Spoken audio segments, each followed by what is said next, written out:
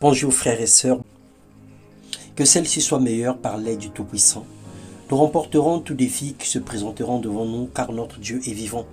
La Bible déclare qu'à chaque jour suffit sa peine et les bontés de l'Éternel ne sont pas épuisées car l'Éternel Dieu les renouvelle chaque matin dans nos vies.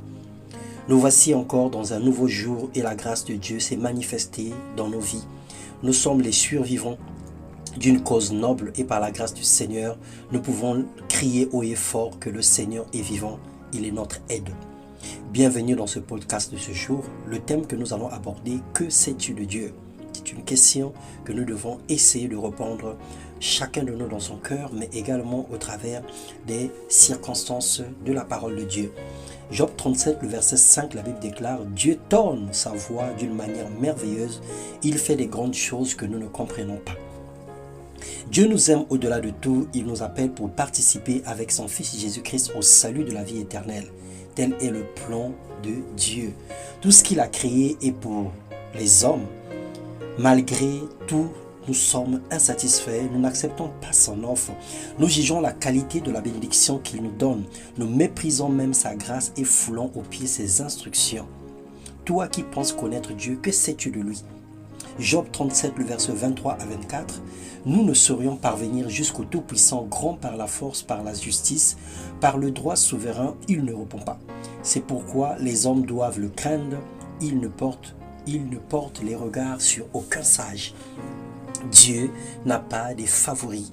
Dieu n'a pas des personnes exceptionnelles qu'il aurait établies ou qu'il aurait mis de côté pour manifester sa gloire.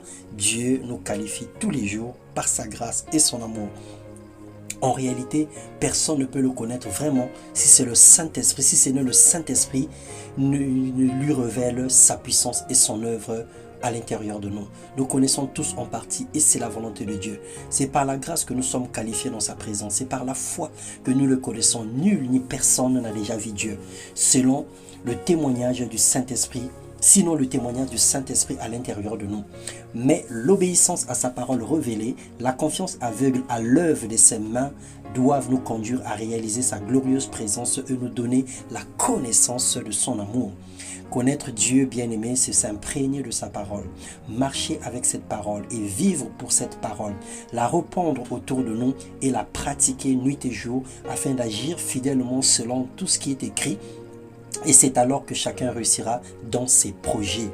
Que l'amour de Dieu soit manifeste dans nos vies, qu'il nous donne de trouver en lui la sagesse, l'intelligence renouvelée, que la révélation de la connaissance du Père nous illumine afin que nous puissions réaliser les merveilles de l'Éternel, nous puissions réaliser la grandeur de Dieu, que nous puissions l'accepter de tous nos cœurs, sans contrainte ni empressement, parce que Dieu est amour. Tout ce qu'il veut, c'est notre bien. Il a tant aimé le monde qu'il a donné son Fils unique, Jésus-Christ, afin que quiconque croit en lui ne périsse pas, mais il ait la vie éternelle.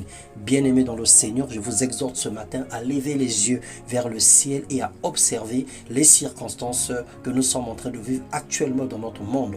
Aussi vrai que les hommes ont pensé que la parole de Dieu, la Bible, était une fomentation des hommes, était une pensée humaine, était un complot où des personnes se sont réunies pour constituer ces 66 livres qui nous parlent aujourd'hui de la Bible, aussi vrai que ça fait plusieurs siècles que ces écrits existent, aujourd'hui, les circonstances de Luc 21 et de Matthieu 24 s'accomplissent sous nos yeux.